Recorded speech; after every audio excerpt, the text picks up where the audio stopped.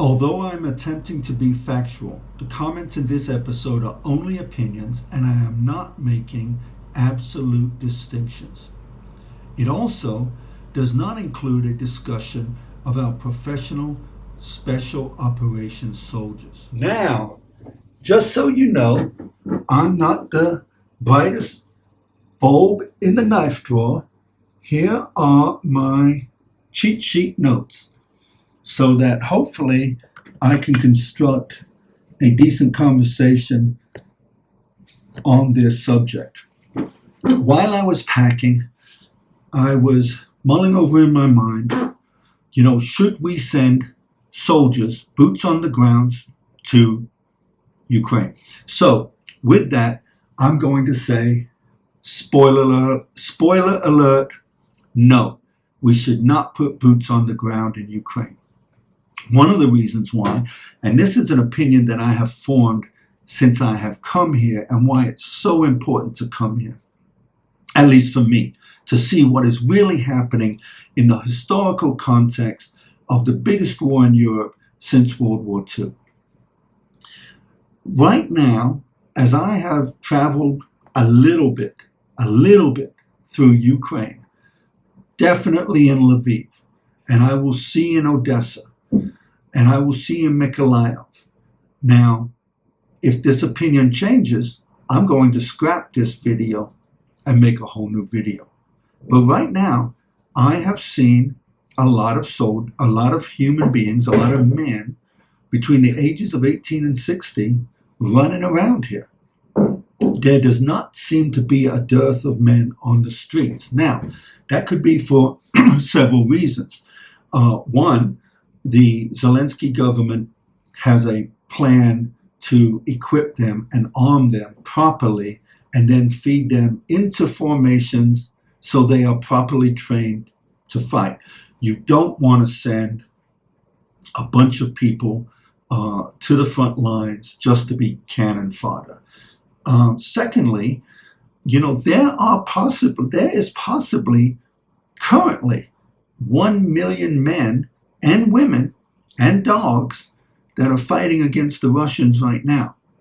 The reason why is, even though legally the Ukrainian government could only field before the war 125,000 soldiers, there are all sorts of community battalions, volunteer armies, volunteer groups, privately funded groups that are making up a quiltwork of defenses against the Russians. Secondly, I hope that the Pentagon people are doing the same thing that I believe his name was Major Harold Wagemeyer. He led a group of analysts before the American involvement in World War II, to do the down and dirty numbers, the troop to task of what it would take to enter World War II and enter it on either one or two fronts. Now, Major Harold Wagemeyer, who went on, I think, to become a 2-star general, and for you strategists out there, please feel free to correct me with the name and all that stuff if I'm wrong. But they did the analysis, and in order to support a full mobilization to enter World War II, they did all the numbers. How many millions of soldiers could the United States produce? How the factories would have to mobilize to increase arms productions? What the civilian populace would have to give up, etc., etc. So I hope that the smart guys and girls in the Pentagon are doing the proper number crunching to analyze what it would take to support Ukraine and what Ukraine can currently do to support themselves. And I think the main thing they need to do is they need to get out from behind their desks, and they need to put boots on the ground in Ukraine and walk around and see that really Ukraine is a fully fleshed out industrial nation. As President Zelensky has said, he doesn't need anybody to fight for him. He just needs the arms and the material to wage this war. And as of right now, I fully support that opinion. As for soldiers coming to volunteer in the Ukrainian army or to fight on their side, I have met a handful of volunteers and I've talked to them individually. And what I find in those volunteers is a hodgepodge that fills the entire spectrum of capabilities. They all talk a good game, but some of them have less game than others.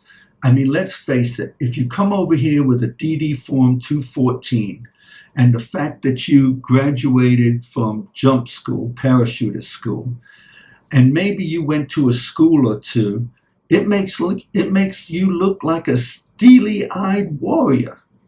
But we all know that that just isn't the case. You know, you may have done a stint, you may have done 2 or 3 years in the military and got put out, got out. It was 20 years ago. The world has changed since then. The third point I would point out is that this is not Iraq. This is not Afghanistan. I mean, in Iraq and Afghanistan, whether or not we had the right to even go there, not my subject. What is, I think, within my purview is that we attempted to create a democracy. We attempted to create a democracy in a culture that still is not suited to democracy. And we tried to do it from the ground up. And we spent trillions of dollars. And an argument could be made that within the framework of jus in bello, which is basically the moral conduct of war or the moral reasons to attack a sovereign nation, I really don't know if we were ever on firm ground. Now, how does Ukraine differ from all that? Ukraine, you can say what you want. There was corruption. We parrot that Ukraine was full of corruption because we're parroting what we hear. Right now, at the lowest level, I'm traveling as a displaced person throughout this country. I don't know anybody. I don't have an entourage. I don't speak the language. I'm just getting on trains. I'm getting in taxis just as if I was a displaced person. And what I'm seeing is I am personally not seeing any predatory actions. I am personally not seeing any corruption. I'm sure it exists at the higher level. But what we need to do here is support a country to maintain their sovereign borders and maintain their currency because they have their own currency. They don't rely on the euro. They don't accept the euro. They have the Ukrainian hryvnia, and that's what they use. And we should support that. But what would my solution be?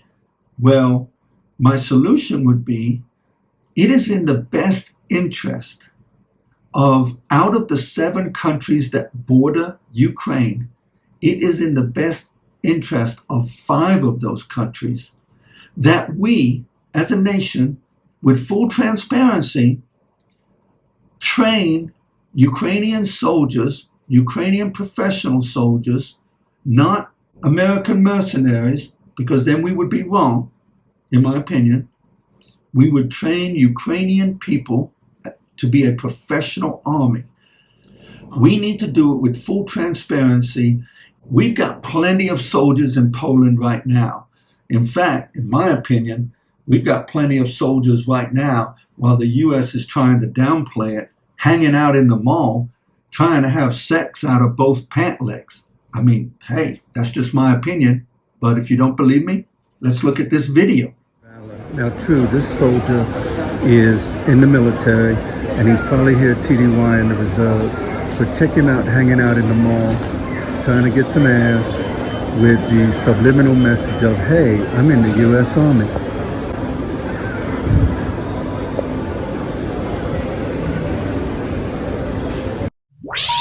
Please hang up and try again.